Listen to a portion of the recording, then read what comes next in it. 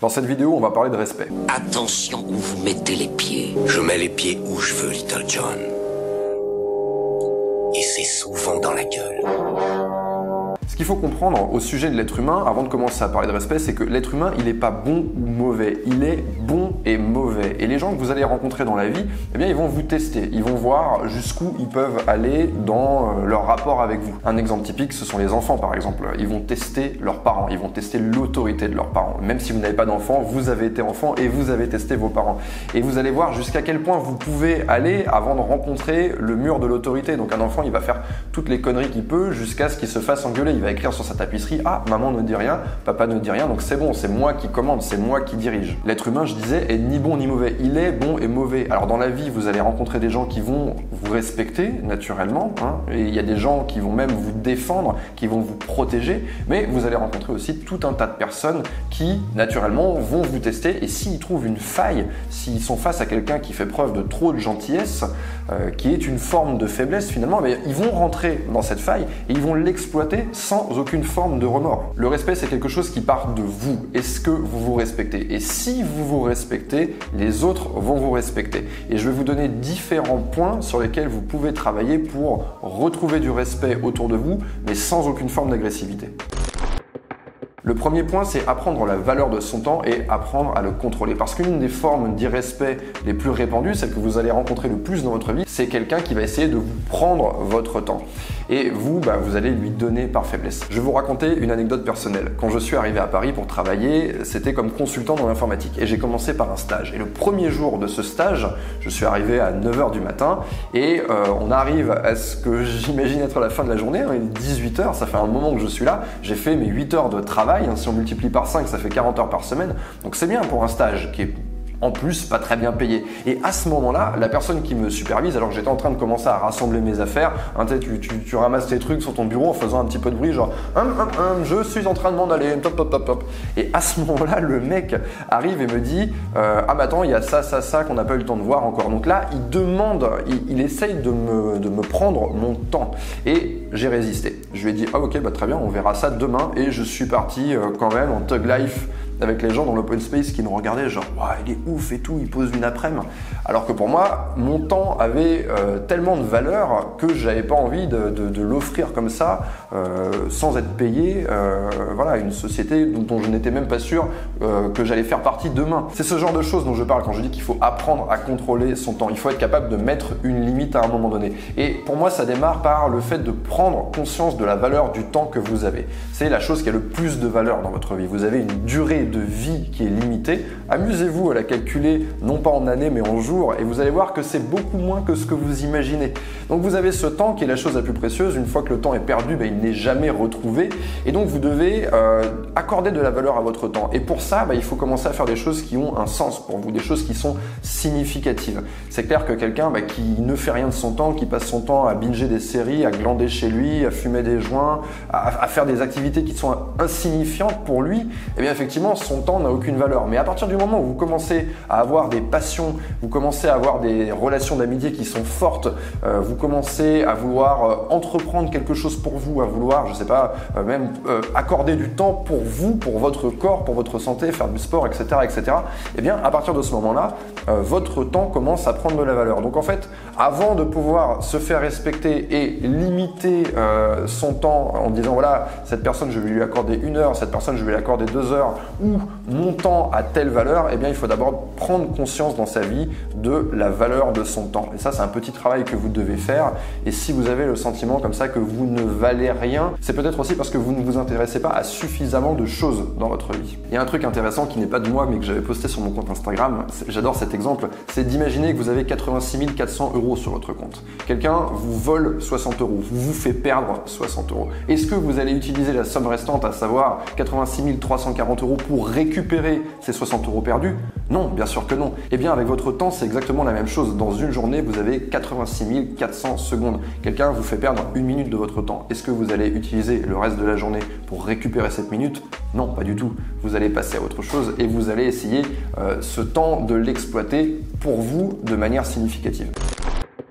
J'ai dit dans l'introduction de la vidéo que vous ne pouvez pas passer votre vie à fuir tout le monde. Des gens vont chercher à vous manquer de respect, consciemment ou non, et si vous ne réagissez pas, bien ils vont continuer à le faire et vous allez devoir vivre avec. Donc vous devez apprendre à poser vos limites. Et la chose qui est très importante, c'est que ces limites, vous devez apprendre à les poser tout de suite, dans l'instant. Vous n'allez pas pouvoir réagir 2 ou 3 jours après. Ça ne fonctionne pas. Si je reprends l'exemple d'un enfant qui écrit sur la tapisserie, vous ne pouvez pas le laisser faire et puis 2 ou 3 jours après le prendre à partir en lui disant tu sais papa n'a pas trop aimé la façon dont tu as salopé la tapisserie du salon. Ça ne marche pas parce que la limite a déjà été franchie et la personne elle sait qu'elle peut s'en tirer. Donc vous devez être très vigilant et vous devez apprendre à agir tout de suite même si votre façon d'agir n'est pas parfaite. Elle ne le sera jamais. Si je devais remettre cette situation dans un autre contexte, on peut imaginer que quelqu'un avec qui vous interagissez par mail, c'est une expérience qui m'est arrivée très récemment, quelqu'un qui m'écrit donc va me manquer de respect dans la façon de parler. Alors ça va pas être un manque de respect flagrant, ça va pas être, la personne ne va pas m'insulter, elle va pas passer de cordialité à insulte. On va pas vous manquer de respect, on va pas franchir 3 marches d'un coup, ça va être par petites touches. C'est pour ça que vous devez être très vigilant. Donc la personne me parle d'une façon un petit peu, voilà, elle me prend de haut, elle s'adresse à moi comme un subalterne. Ça peut être aussi une personne qui vous dit oh tu sais chérie, on utilise souvent quand on veut manquer de respect à quelqu'un, oui ma chérie, on prend ce mot qui fait partie du vocabulaire du couple et puis on le réapplique à une personne un petit peu pour la remettre en état d'infériorité. Donc cette personne me parle de manière irrespectueuse. La chose suivante, c'est que j'ai pris mon téléphone, enfin dès que j'ai pu avoir cette personne au téléphone, c'est par là que j'ai commencé pour tout de suite placer ma limite en disant que la façon dont il s'était adressé à moi dans le mail ne m'a pas plu. Ce qui est très important, c'est d'avoir une réaction, c'est-à-dire que la personne avance dans cette direction, elle sent qu'il y a quelque chose qui va venir la bloquer et on veut chercher à cette réaction à l'avoir avec un maximum de souplesse et de pas du tout rentrer dans un énervement, dans de la violence verbale ou physique ou quoi que ce soit. Et ça, je vais vous en parler dans un autre point. Le troisième point de cette vidéo, c'est d'apprendre à dire non. Alors j'ai déjà donné un exemple dans le premier point sur la gestion du temps. Vous devez dire non, tu n'auras pas mon temps. Mais il y a des exemples dans lesquels il est un peu plus difficile de réagir. Et je pense à celui des relations amoureuses. Parce que quand on est avec un partenaire, au début, on a envie de plaire à cette personne. Et tout ce que cette personne nous demande de faire, on a nous aussi envie de le faire. Donc on ne voit pas de raison de dire non.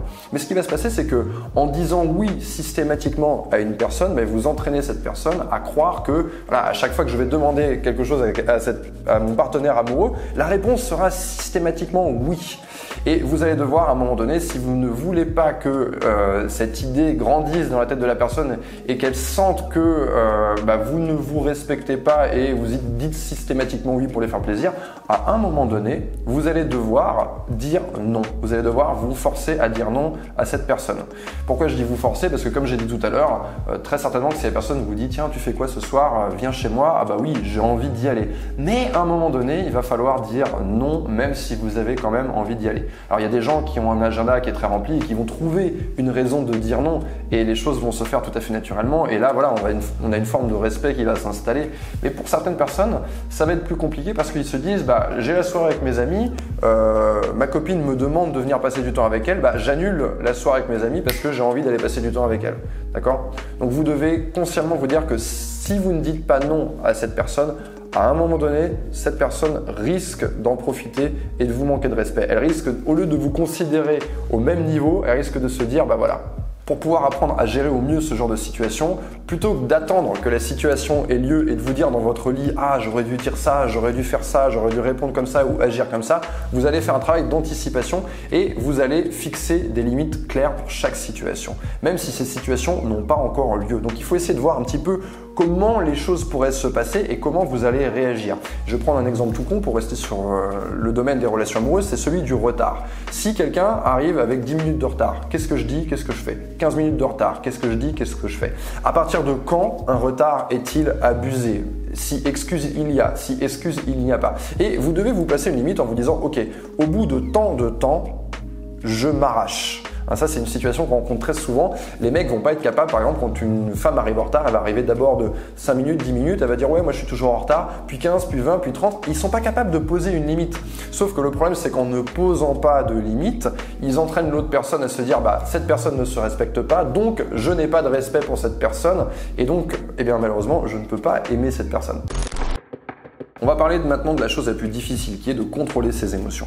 J'ai remarqué une chose, quand j'étais étudiant, j'étais pion dans un lycée. Et donc j'avais face à moi des élèves qui étaient turbulents et qui vont tester, qui vont voir jusqu'où ils peuvent aller dans chacun des rapports, que ce soit avec les profs, la hiérarchie, et encore plus avec les pions parce qu'ils sont jeunes. Et j'ai remarqué une chose, c'est que plus j'avais tendance à m'emporter et à hurler pour essayer d'imposer le silence, eh bien plus les élèves allaient me manquer de respect et allaient se jouer de moi, se moquer de moi dans mon dos. En quelque sorte, je me donnais en spectacle et eux, ils sortaient le popcorn. En fait, ce qui se passe, c'est qu'on va avoir un manque de respect parce que la personne en face n'est pas capable de se contrôler.